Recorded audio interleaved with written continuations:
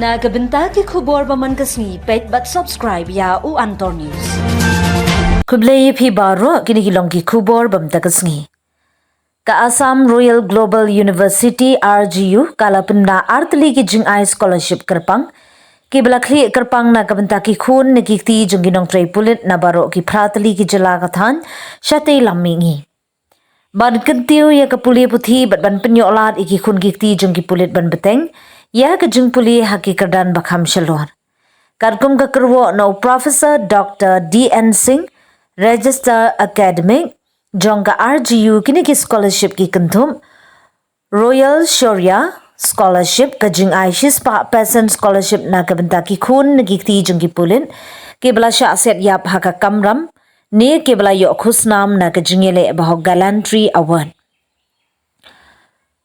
Royal Suraksha Scholarship ka jing I Sanpho Peasant Scholarship na kabenta ki Khun jungginong tray Pulit ki brang tray menta haki pratli ki jylla kathan syate lammingi.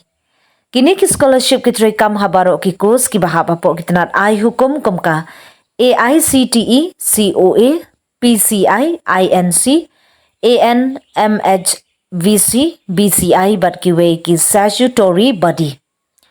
U Professor Singh ulo ongru banalor kini ki artli ki scholarship ka RGU kaladanru da ki way ki jing I scholarship babun rukom nadu bala seng ya ka school ba. Kini ki kentup Royal Merit on Admission Scholarship. She's pa person ka ba kentup ya ka scheme light siu ya ka khajna shisnem. Ka admission fee but ka registration fee na benta ki samla badan jingnang jing start ba.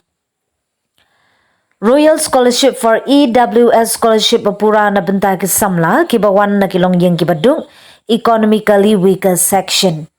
Royal Endowment Scholarship jing I scholarship ki samla ki bla ha ka jingile kai karwai ka akor ki badan jingduna hamet differently able ki Khun jungi kmi ki ba marwe ki Khun ki ti jungi nong yo khusnam Padma Award Assam Bhai Bhav Sarav Bat Garav Batru ki bana ki long yeng ki ba kamai hapo pralak tingka shisnem.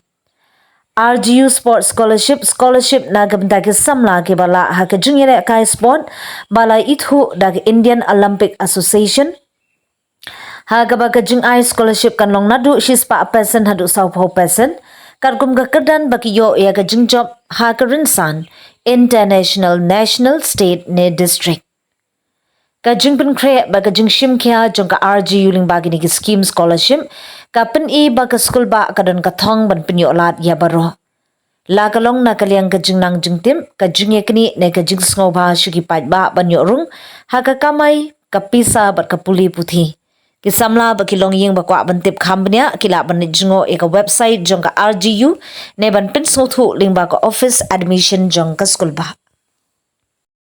Hello Meghalaya turns 1 year ago, a small idea sparked a dream which materialized in the form of a screen, an OTT platform to tell stories from the heart of Meghalaya to the world.